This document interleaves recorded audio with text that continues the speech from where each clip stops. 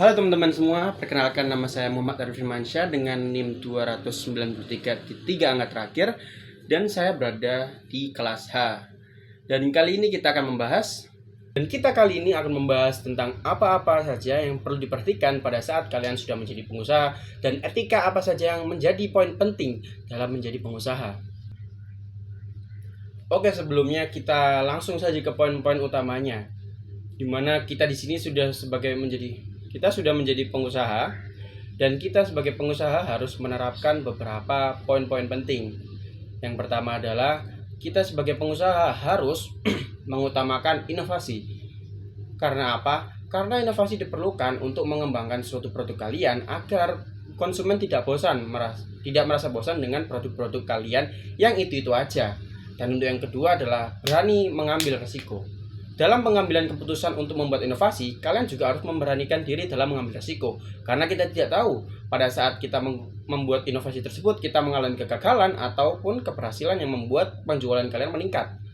Seperti itu. Kalau misalnya kalian sudah insecure terlebih dahulu, sudah merasa kalah dalam memulai sesuatu, kalian tidak akan mendapatkan kemenangan ataupun inovasi yang dapat membuat kalian merasa wah dengan usaha kalian sendiri. Untuk yang ketiga adalah kalian harus mengutamakan disiplin.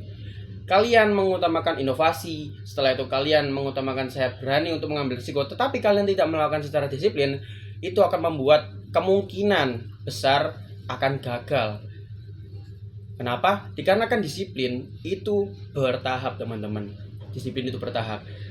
Pada saat kalian berproses, kalian itu ada gagalnya, ada benernya, ada gagalnya, ada benernya, dan itu yang menjadi 1%, walaupun 1% proses. Nah, itu yang dinamakan suatu proses berkelanjutan, yang dimana 1% itu bisa menjadi 100% yang akan membuat keberhasilan dalam usaha kalian. Ya, ini adalah poin yang penting, teman-teman, pada saat kalian menjadi pengusaha atau pemilik usaha. Yang penting adalah penampilan. Kalian pada saat menemui klien, kalian harus berpenampilan seperti saya ini. Berkemeja, entah kalian nggak perlu batik seperti saya, entah itu pokoknya kemeja, intinya rapih, teman-teman, berkerah. Dan kalau bisa lengan panjang, itu lebih baik. Dan rambut juga harus dipotong rapi. Jangan seperti saya, ini kurang rapi, teman-teman. Kalau misalnya kalian punya style model atau rambut seperti saya, kalian silahkan. Asalkan kalian rapi, entah itu mengikatnya, entah itu memberikan pomade kepada rambut, asalkan rapi. Dikarenakan apa? Pada saat kalian ingin menemui klien atau menemukan konsumen, customer, yang menjadi poin utama adalah pada saat kalian first impression kepada customer tersebut atau konsumen tersebut, kalian tuh merasa kayak wah, ini emang bener-bener niat dalam menjalankan usahanya. Kalian bisa pada saat itu langsung mempunyai customer abadi seperti itu. Entah itu mungkin karena servis kalian, dan salah satunya bisa jadi karena penampilan kalian yang menarik ataupun rapi seperti itu.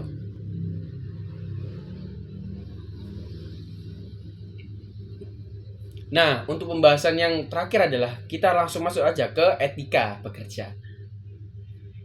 Kita sebagai pengusaha, misalnya pada saat menjadi pengusaha, kita harus menerapkan beberapa etika yang kita harus lakukan pada saat menjalankan tugas tersebut. Yang pertama adalah jujur. Tentu saja jujur ini adalah poin penting. Entah itu kalian menjadi pengusaha, menjadi guru, menjadi chef, ataupun apapun, kalian harus memegang teguh yang namanya jujur. Kalau misalnya kalian mempunyai customer, ini masaknya menggunakan berapa persen susu, ini menggunakan berapa persen komposisi ini, kalian ngomong aja guys, ngomong secara jujur dan secara gamblang. Kalau misalnya ini menggunakan menggunakan bahan ini, menggunakan itu, jangan kalian terlalu menutupi. Boleh kalian menutupi, asalkan kalian emang benar-benar nggak culas lah pada saat membuat makanan tersebut. Kalau misalnya dalam konteks itu resep, itu saya nggak menyarankan untuk kalian membeberkannya. Cuman kalau misalnya kalian mengatakan oh ini mengandung kacang, mungkin ada beberapa orang yang alergi kacang, ini ada yang alergi ikan mujair, ini ada yang alergi daging, seperti itu. Nah itu kalian harus memberikan warning kepada pelanggan tersebut agar pelanggan tersebut juga tidak merasa, aduh kenapa nggak diomongin dari tadi ya, seperti itu teman-teman. Jadi pelanggan merasa puas, kita juga merasa aman, seperti itu. Nah untuk yang kedua adalah culas curang. Ini adalah hal yang paling diperhatikan. Kalian pada saat menjadi pengusaha, entah itu menjadi pengusaha yang apalah F&B atau apapun itu semua, jangan curang teman-teman. Kelakuan seperti ini bisa memberikan dampak yang sangat panjang kepada penjualan kalian, entah itu penjualan kalian, market kalian, apapun itu.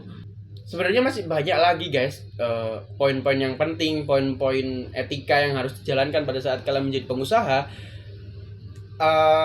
Hanya saja waktu kita cuma terbatas teman-teman.